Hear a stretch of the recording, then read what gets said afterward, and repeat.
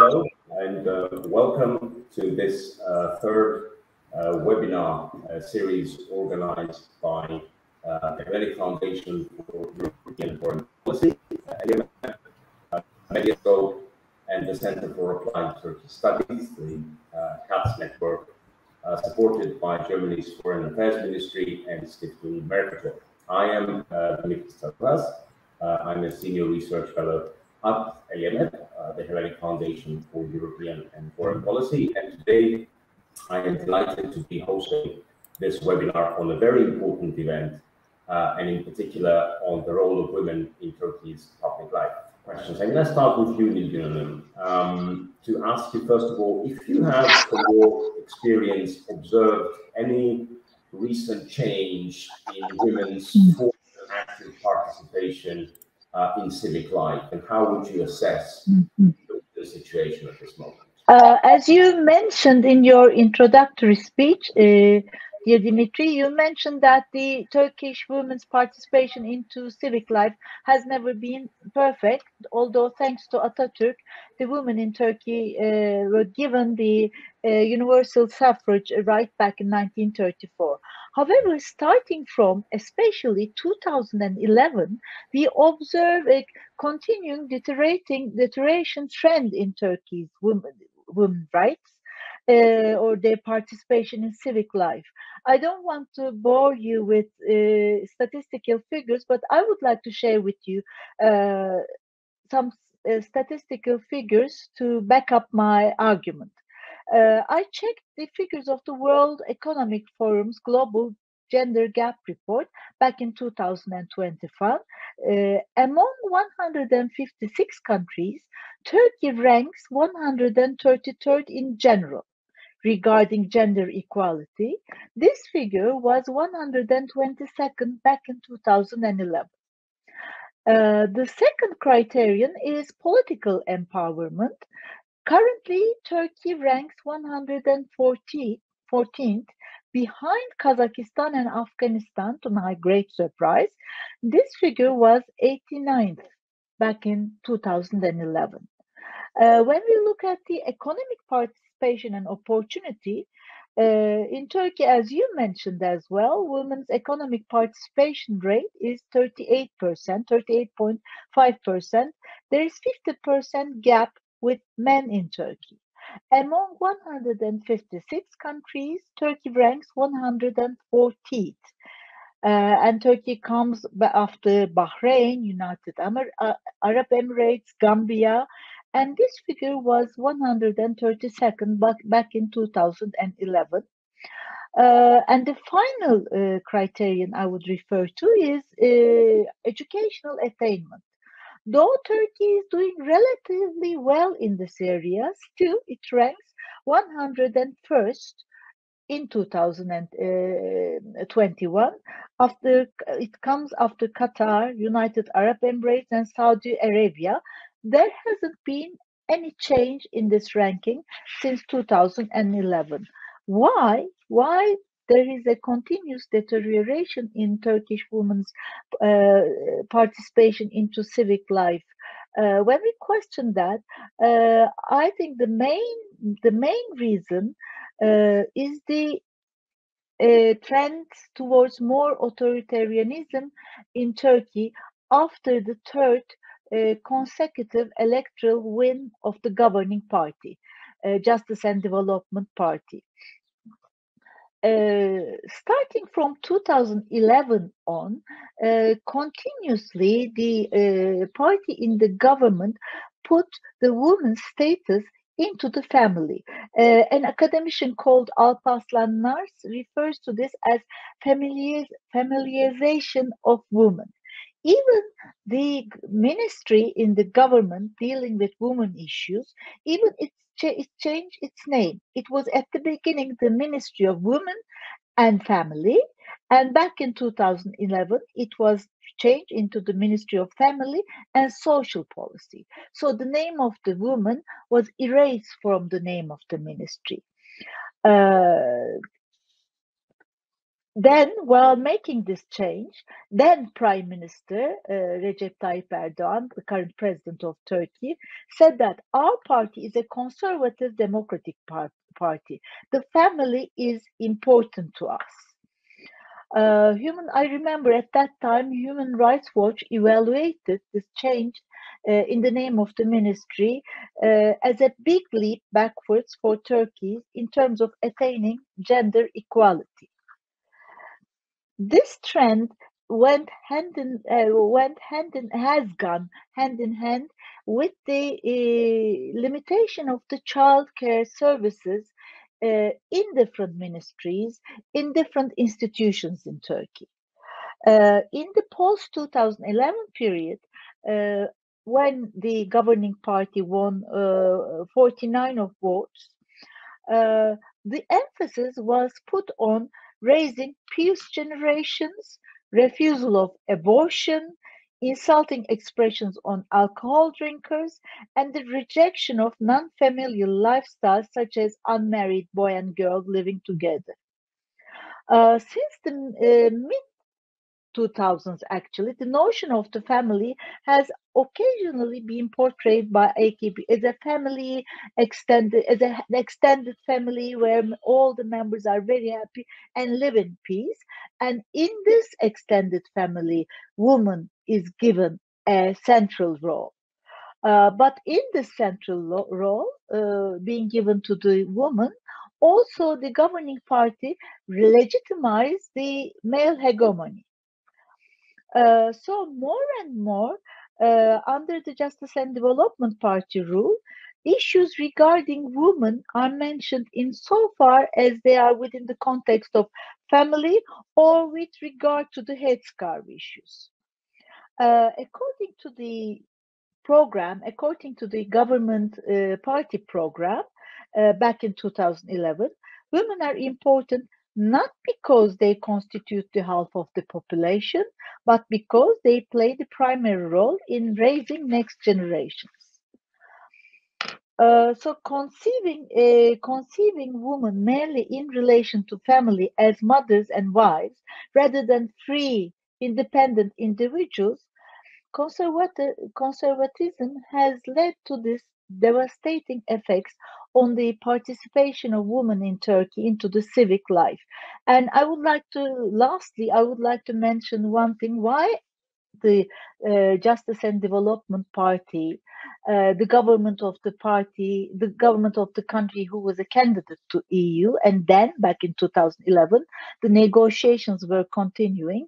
I remember previous to the 2011 elections, they chose to have a conservative, religious, and nationalist discourse, and resulted in this 49% of the votes. And I think since then, to pay tribute to the conservative religious base, and it's a very strong base, the governing party chose to limit the woman's role in the society to her role in the family as a mother, as a caretaker of the children, and as a housekeeper.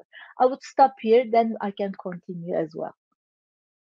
Yeah, more than the national statistical data, my preference will be to give some snapshots from the field, because I have been working in the field for a very long time. What I see is that, yes, like in the many parts of the world, there is feminization of poverty. It can be, the COVID-19 triggers. It was a really triggering factor. It is undeniable. And when you think about the absorption of the women labor force, mainly in the informal sector, they are the bodies, they are the segment who really impacted very very heavily from COVID-19 pandemic process. And if there is a sacrifice of one breadwinner from the household, in general, it is the sacrificing side is the women, because of the fact that there is a general acceptance that their care responsibility is very important for the family. And right now we are on the eve of this post-pandemic process, and as I said, we are very closely working with the cooperatives, women cooperatives. There is a very strong desire of the women to have a life in dignity by their own effort.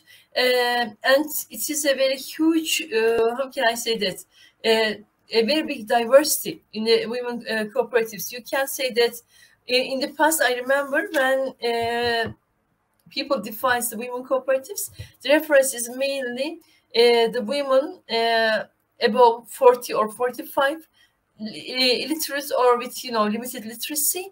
No, but we don't have such a composition. We have a composition of a huge array of women representing all segments. Yes, we have the medium-age women, we have the, you know, illiterate women, but we have the, you know, women who has their professional career, but who want to express themselves in the solidarity economy. And yes, right now, the country is in the midst of a very serious economic stagnation and recession, and the events of the, you know, the global level events also triggers some of the negative developments. And only last week, we had 2 provincial meetings with more than 200 women cooperatives. They are optimistic about the future. They are all well aware of the challenges because of the, you know, the fragility of the economy, because of their, you know, not very strong basis as the institutional bodies. But at the end of the day, they are ready to change their life for not only for themselves, for a better life, but also for the lives of the next generation. This next generation is not necessarily their children. It can be the, you know, the young generation of the countries. And there is a very, you know, interesting and very, how can I that I really listen in admiration endeavor of the women cooperatives to invite and to absorb the needs. As you know, the proportion of the percentage of the needs is very, very high in the country, above the OECD percentage. And they try to, in a sense, invite and absorb them in the women cooperatives. Because they believe in the value of their creative minds, these young generations, the young women, the young men, and they also believe that together with such, you know, different groups, they will have more prospects for the future. With regards to the analysis that Nilgün points out, as I said, I am not in a position to make assessment at the national level. What I know is the local dynamics. Some parts are really suffering because of their limited, you know, access to resources, because of maybe the traditional roles that the community define for the women. But when you go to the other parts, it is more or less changing.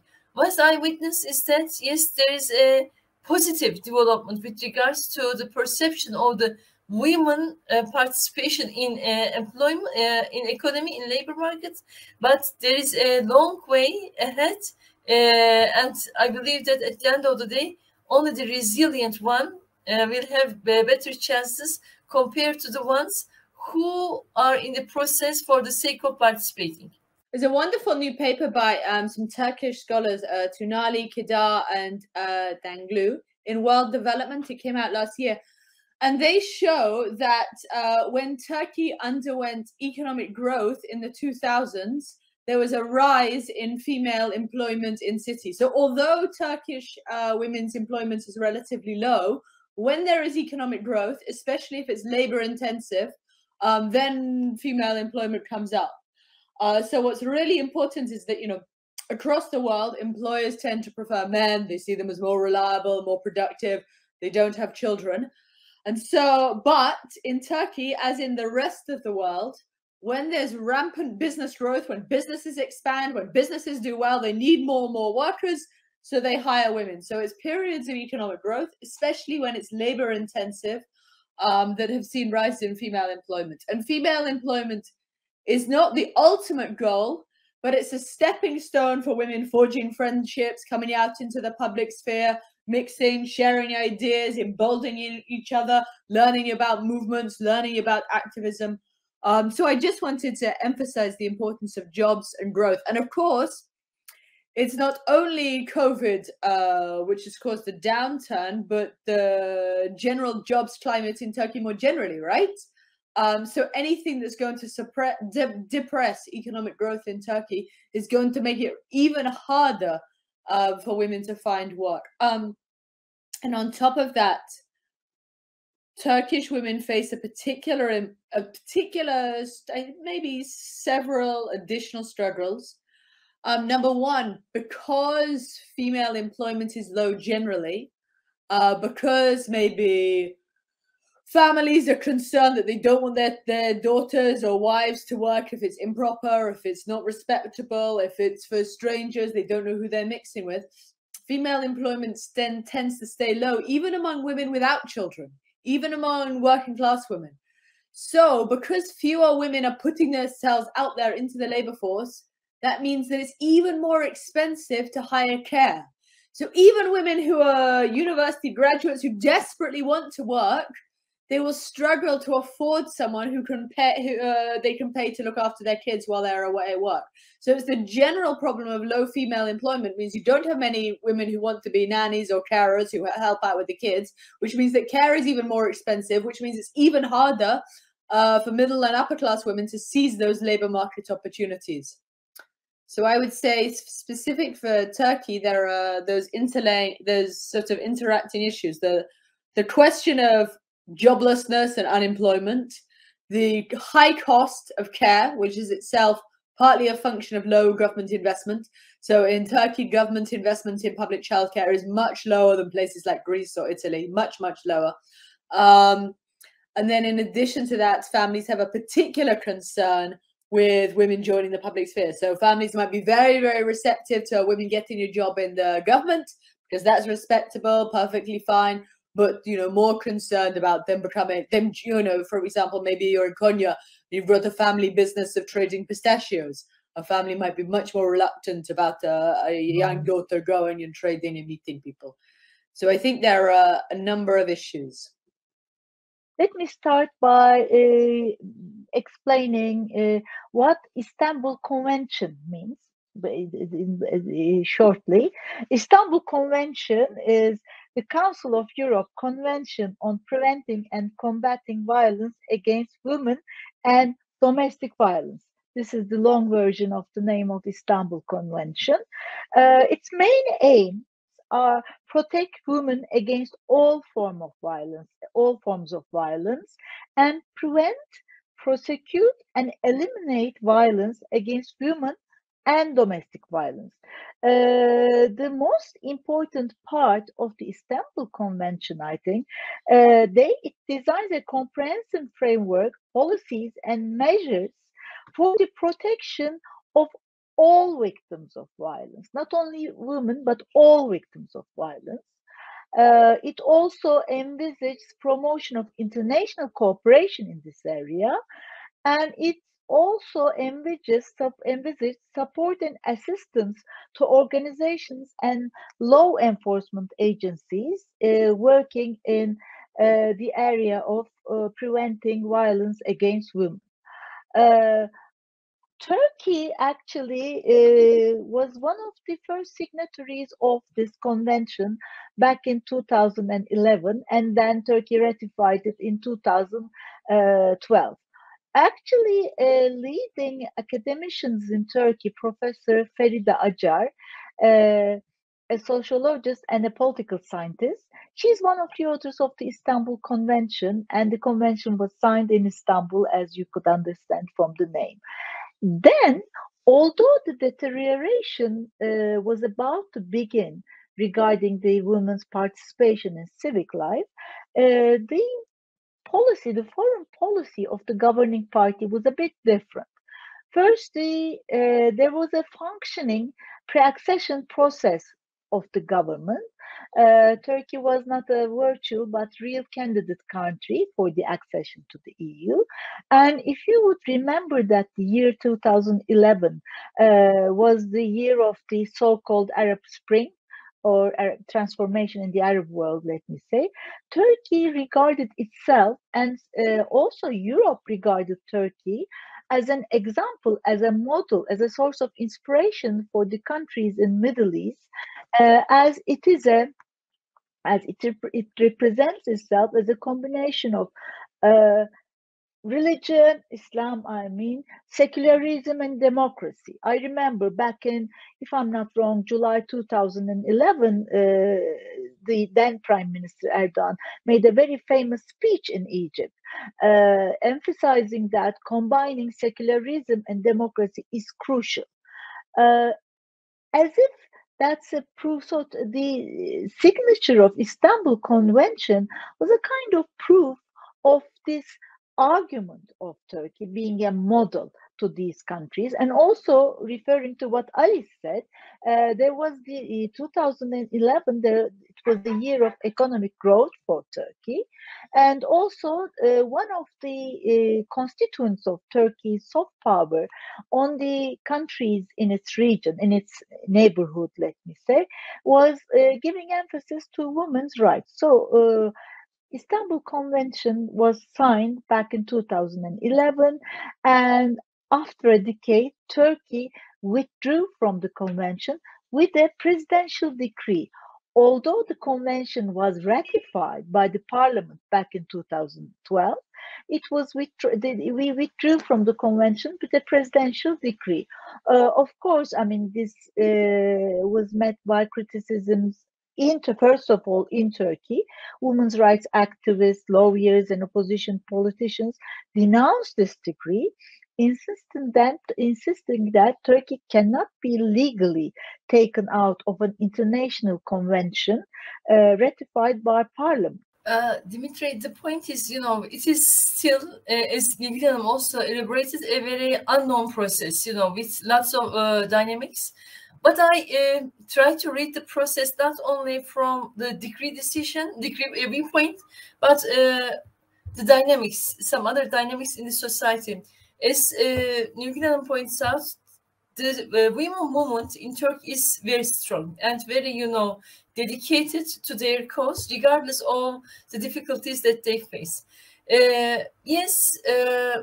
Of course, there are very strong, signs that after the withdrawal, the indications, the events of domestic violence tend to increase. But as I said, I am a person working in the field. What the women complain about is that their, very limited economic power is also one of the sources that really, intensifies or increases the number of domestic violence. COVID-19, again, from the field, we have conducted lots of studies. What we observed in that period is that the domestic violence, not only against women, but also children, was skyrocketed at that time.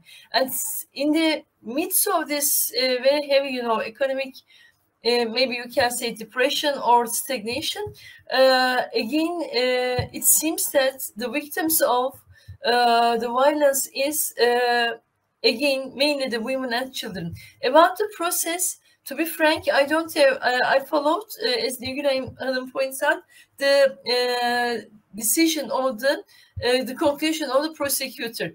My prediction is that there can be,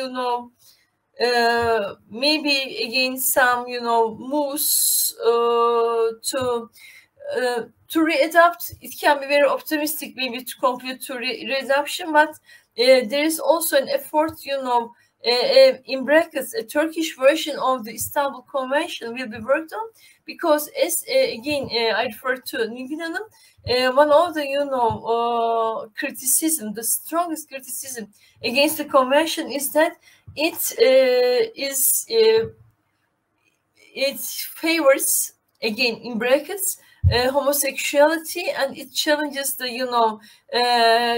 sexual health of the young generation. So let's see what will happen. But my prediction is that there will be an effort for maybe a soft, again, I use this very deliberate, carefully in brackets, a soft version of the convention, as the politician called the Turkish version of the Istanbul Convention. I am also, how can I say that, observing the process very closely from women movement perspective, from the victims of the domestic violence. But what I can say is that, of course, importance of such a framework is very, very important. And we need to also, read recent, increasing cases of domestic violence, again through this, economic shortages, financial problems of the families, which is very, which is unbearable in their own statement to survive in peace in their household. So let's suppose you're a family in Konya and the only available job is really maybe working in a bakery with a couple of guys behind closed doors, and the pay is terrible. You wouldn't want to do it because people will start talking what's going on in that bakery, who is she hanging out with, what's the story there, and the pay is so tiny, so it's not worth it. Whereas only when there's economic boom and there are so many jobs opportunities that the wages are much higher, the family's like, yeah, it makes sense for her to go and get a job. It makes sense for her to work for the government because it's totally respectable. The pay is great. It's worth it. And also, if there is economic boom, then everyone's daughter and sister and wife is working. So it's hardly bad to be, it's hardly, no one's questioning you in particular to be the only woman working. So it says an honor income trade-off. So the honor income trade-off depends on the local labor demand and also the cultural preference for honor. So in Spain and Greece and Italy, say, there is a lower concern about honor as compared to Konya or southeastern Turkey, where it's often much a greater concern for honor, right? So the wages have to be high enough to compensate for the loss of honor. Thank you ever so much for your participation and your great. Thank you so much for inviting us. It's a great, brainstorming for me also. Thank you so much. I agree with Leyla. Yes, thanks for the invitation. Thank you so much for being here. Have a great day. Okay, take care. Bye-bye.